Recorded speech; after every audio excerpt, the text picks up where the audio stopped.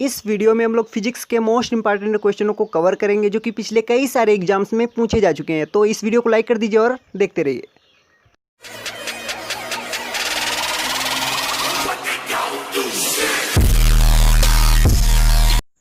दोस्तों आज की इस वीडियो में हम लोग फिजिक्स के मोस्ट इंपॉर्टेंट क्वेश्चनों को कवर करेंगे जो कि पिछले कई सारे एग्जाम्स में पूछे जा चुके हैं। यदि आप एयरफोर्स की प्रिपरेशन कर रहे हैं तो हमारी प्लेलिस्ट में जाकर आप हमारे प्रैक्टिस सेट्स को सॉल्व कर सकते हैं, या फिर आप लोग स्क्रीन में कहीं पर भी टच कीजिए और टच करने के बाद आप लोगों को यहाँ पर इस प्रकार का आइकन नज़र आ रहा होगा। आप लोग वहाँ पर क्लिक करके हमारे प्रैक्टिस सेट्स को सॉल्व कर सकते हैं।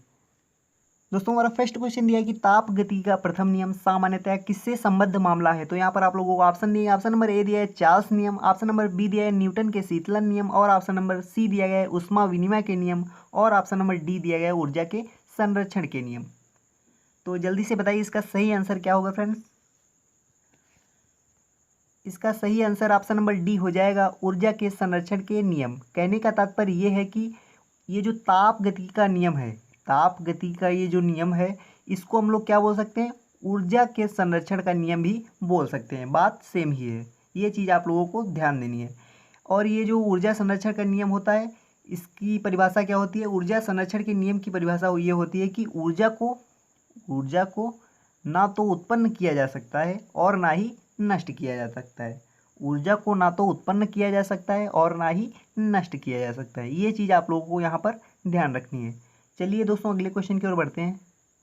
दोस्तों हमारा सेकंड क्वेश्चन दिया है कि ताजे पानी का हिमांक बिंदु क्या है। तो यहाँ पर आप लोगों को ऑप्शन दिए, ऑप्शन नंबर ए दिया है 3 degree centigrade, option number B दिया है 5 डिग्री सेंटीग्रेड, और ऑप्शन नंबर सी दिया है 0 degree centigrade, option number D दिया है 4 डिग्री सेंटीग्रेड। तो जल्दी से बताइए इसका सही आंसर क्या होगा। इसका सही आंसर ऑप्शन नंबर सी हो जाएगा 0 डिग्री सेंटीग्रेड। ताजे पानी का हिमांक बिंदु क्या है, 0 डिग्री सेंटीग्रेड। कहने का तात्पर्य यह है कि पानी जो होता है 0 डिग्री सेंटीग्रेड पर बर्फ बन जाता है। पानी जो होता है, जल जो होता है 0 डिग्री सेंटीग्रेड पर ये बर्फ बन जाता है। ये चीज़ आप लोगों को ध्यान रखनी है। चलिए दोस्तों अगले क्वेश्चन की ओर बढ़ते हैं हम लोग। दोस्तों हमारा अगला क्वेश्चन दिया कि शुद्ध जल किस तापमान पर जम जाता है। वह तापमान आप लोगों को फ़ारेनहाइट में बताना है। तो यहाँ पर आप लोगों को ऑप्शन दिए, ऑप्शन नंबर ए दिया है 32, ऑप्शन नंबर बी दिया है 0, और ऑप्शन नंबर सी दिया है 48, ऑप्शन नंबर डी दिया है 37। तो जल्दी से बताइए इसका सही आंसर क्या होगा। इसका सही आंसर ऑप्शन नंबर ए हो जाएगा 32। 32 डिग्री फ़ारेनहाइट पर ये जो जल होता है ये जम जाता है, अर्थात बर्फ़ बन जाता है। अगर हम लोग 32 डिग्री फ़ारेनहाइट पर ये जल जो होता है ये बर्फ़ बन जाता है। और यहाँ पर हम लोग डिग्री सेंटीग्रेड की बात करें तो 0 डिग्री सेंटीग्रेड में ये जो जल होता है ये बर्फ़ बन जाता है। ये चीज़ आप लोगों को यहाँ पर ध्यान रखनी है। अगर हम लोग जल के उबलने की बात करें तो 100 डिग्री सेंटीग्रेड 100 डिग्री सेंटीग्रेड पर जल जो होता है ये उबलने लगता है। ये चीज़ आप लोगों को यहाँ पर ध्यान रखनी है। तो चलिए दोस्तों अगले क्वेश्चन की ओर बढ़ते हैं हम लोग। दोस्तों हमारा अगला क्वेश्चन दिया है कि आइंस्टीन के द्रव्यमान ऊर्जा संबंध को किस समीकरण द्वारा व्यक्त किया जाता है। तो यहाँ पर आप लोगों को ऑप्शन दिए, ऑप्शन नंबर ए दिया गया E is equal to 1/2 mv², और ऑप्शन नंबर बी दिया गया E is equal to mc², और ऑप्शन नंबर सी दिया गया E is equal to mgh, और ऑप्शन नंबर डी दिया गया है उपर्युक्त में से कोई भी नहीं। तो जल्दी से बताइए इसका सही आंसर क्या होगा फ्रेंड्स। इसका सही आंसर ऑप्शन नंबर बी हो जाएगा E is equal to mc²। E is equal to mc²।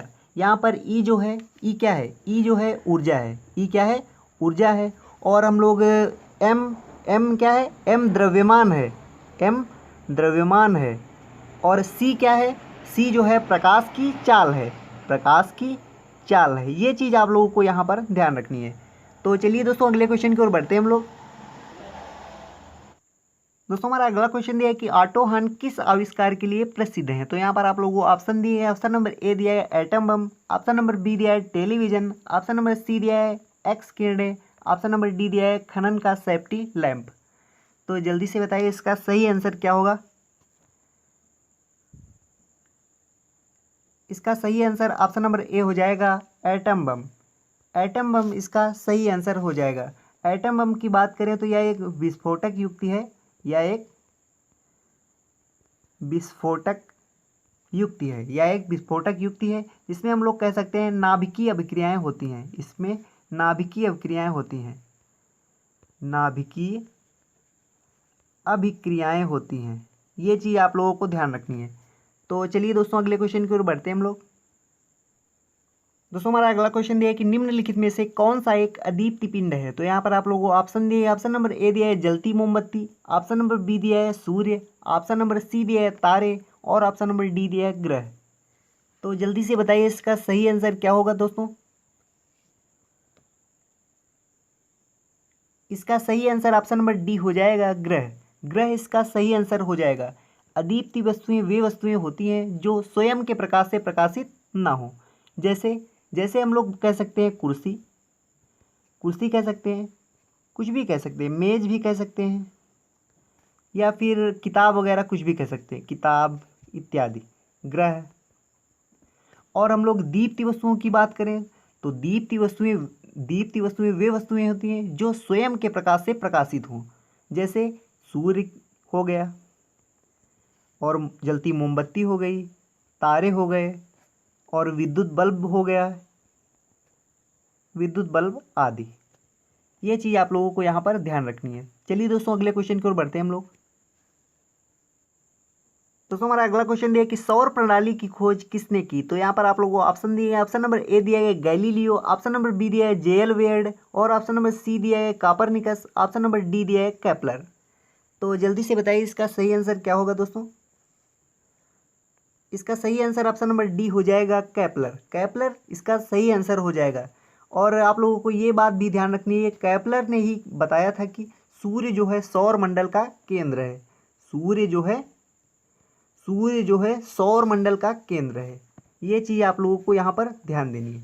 चलिए दोस्तों अगले क्वेश्चन की ओर बढ़ते हैं हम लोग। दोस्तों हमारा अगला क्वेश्चन ये है कि पिक्नोमीटर नामक उपकरण का प्रयोग किसे मापने के लिए किया जाता है। तो यहाँ पर आप लोगों को ऑप्शन दिए, ऑप्शन नंबर ए दिया गया है घनत्व, ऑप्शन नंबर बी दिया गया है सौर विकिरण की तीव्रता, ऑप्शन नंबर सी दिया है भूकंप की तीव्रता, ऑप्शन नंबर डी दिया है उच्च तापमान। तो जल्दी से बताइए इसका सही आंसर क्या होगा दोस्तों। इसका सही आंसर ऑप्शन नंबर ए हो जाएगा घनत्व। पिक्नोमीटर उपकरण का प्रयोग क्या मापने के लिए किया जाता है, जल का घनत्व मापने के लिए किया जाता है। तो चलिए दोस्तों अगले क्वेश्चन की ओर बढ़ते हैं हम लोग। दोस्तों हमारा अगला क्वेश्चन दिया है कि भारत की मिसाइल अग्नि सेकंड है। तो यहाँ पर आप लोगों को ऑप्शन दिए हैं, ऑप्शन नंबर ए दिया है nuclear missile, option number B दिया है पृथ्वी से Akash missile, option number C दिया है पृथ्वी से पृथ्वी मिसाइल और ऑप्शन नंबर डी दिया है पृथ्वी से सागर मिसाइल। तो जल्दी से बताइए इसका सही आंसर क्या होगा। इसका सही आंसर ऑप्शन नंबर सी हो जाएगा पृथ्वी से पृथ्वी मिसाइल। अर्थात ये जो मिसाइल है सतह से सतह में मार करने वाली है, सतह से सतह में मार करने वाली है। और इसको डीआरडीओ द्वारा विकसित किया गया है, डीआरडीओ द्वारा विकसित किया गया है। अगर इसकी रेंज की बात करें तो कितनी रेंज है इसकी रेंज कितनी है, 2000 से 3000 किलोमीटर इसकी रेंज है। और यह एक बैलिस्टिक मिसाइल है, यह एक बैलिस्टिक मिसाइल है। इन चीज़ों को भी आप लोगों को ध्यान रखना है। तो चलिए दोस्तों अगले क्वेश्चन की ओर बढ़ते हैं हम लोग। दोस्तों हमारा अगला क्वेश्चन दिया है कि निम्न में से अधिकतम द्रव्यमान किसका है। तो यहाँ पर आप लोगों को ऑप्शन दिया है, ऑप्शन नंबर ए दिया गया है इलेक्ट्रॉन, ऑप्शन नंबर बी दिया है प्रोटॉन, ऑप्शन नंबर सी दिया है न्यूट्रॉन, ऑप्शन नंबर डी दिया गया है हाइड्रोजन न्यूक्लियस। तो जल्दी से बताइए इसका सही आंसर क्या होगा।